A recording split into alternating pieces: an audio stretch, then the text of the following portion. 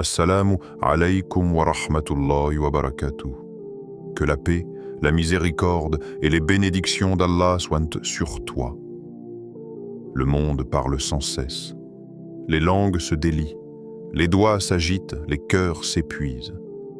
Mais au milieu de ce vacarme, une force rare demeure silencieuse, celle de l'âme qui se contient.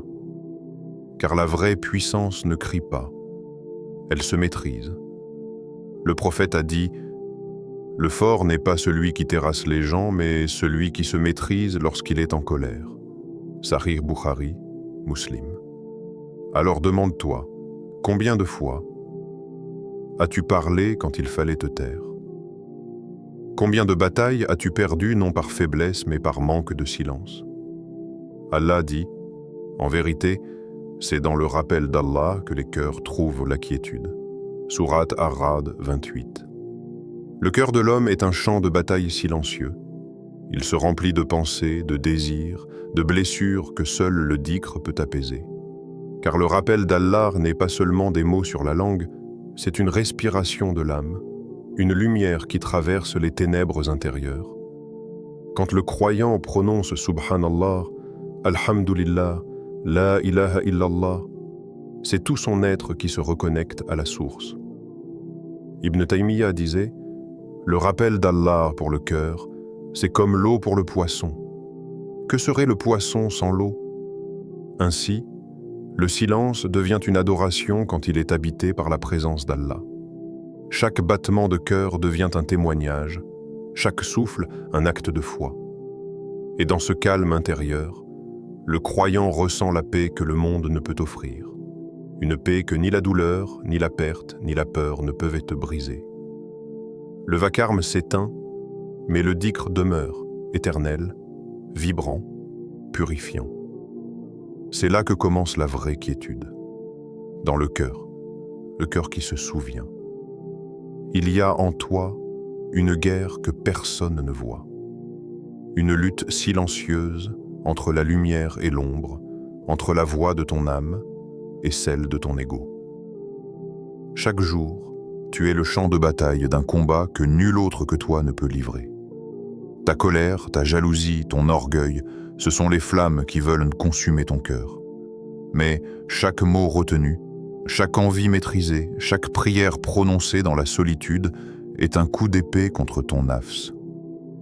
Ibn Qayyim a dit « Le cœur est le roi du corps. Si le roi est juste, ses soldats le seront aussi. » Alors, demande-toi, que vaut ton royaume aujourd'hui? Est-il gouverné par la passion ou par la foi? Par l'orgueil ou par la soumission? Al-Ghazali écrivait que la plus grande victoire est celle sur soi-même, car celui qui triomphe de son ego devient libre, même enchaîné.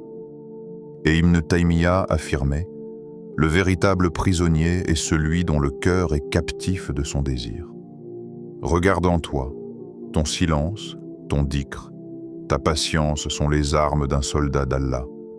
Dompte ton ego avant qu'il ne t'éteigne, car c'est là que commence la vraie puissance, celle du cœur discipliné.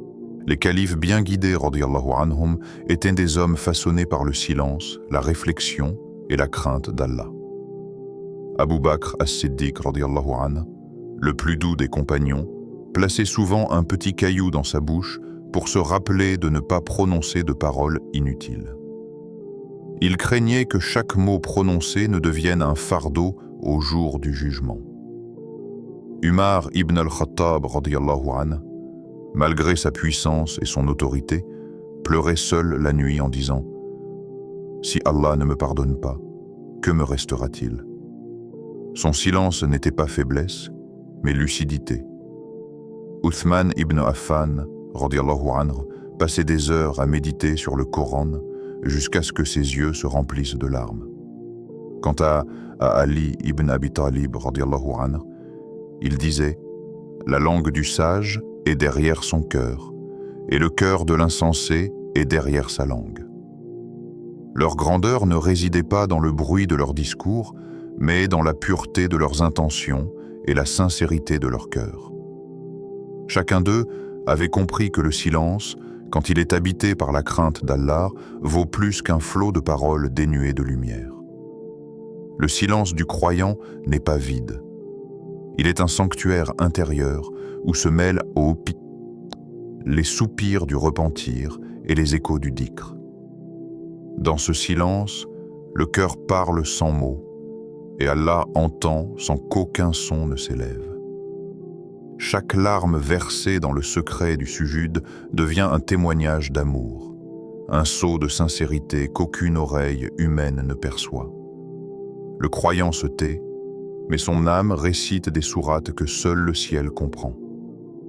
Il pleure sans bruit, mais les anges inscrivent ses larmes comme des prières. Dans la solitude de la nuit, quand le monde dort, il se tient debout devant son Seigneur, humble, nu de tout, sauf de sa foi. Ibn Qayyim disait « Le cœur trouve sa paix dans la retraite, car là, il converse avec celui qui ne déçoit jamais. Le silence n'est pas absence, il est présence. C'est le langage de ceux qui ont compris que les mots ne suffisent pas pour exprimer la proximité d'Allah. Et quand le cœur s'incline dans la prosternation, le monde entier s'efface. Alors, dans le calme de la foi, le croyant goûte à ce que les rois eux-mêmes ne posséderont jamais, la sérénité d'un cœur apaisé par Allah.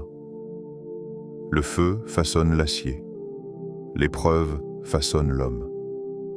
Mais c'est le silence, soutenu par la foi, qui façonne les âmes. Chaque douleur que tu endures, chaque silence que tu gardes pour Allah, est une frappe du marteau divin sur ton cœur. Le feu de l'épreuve ne vient pas pour te détruire, mais pour te purifier. Allah dit « Allah n'impose à aucune âme une charge supérieure à sa capacité. » Sourate Al-Baqarah 286. Ainsi, chaque difficulté que tu portes est exactement ta mesure, celle qui affine ton être et sépare le fer de la rouille. Ibn Qayyim disait « Les épreuves sont des remèdes, même si leur goût est amer. Ne fuis pas la fournaise. C'est dans le feu que naissent les cœurs d'acier. Quand le monde te rejette, quand le silence devient lourd, rappelle-toi que c'est souvent dans le mutisme du cœur que Dieu parle le plus fort. Ce que tu crois être une perte est parfois une forge céleste. L'âme polie par la patience brille d'une lumière que nul ornement du monde ne peut égaler.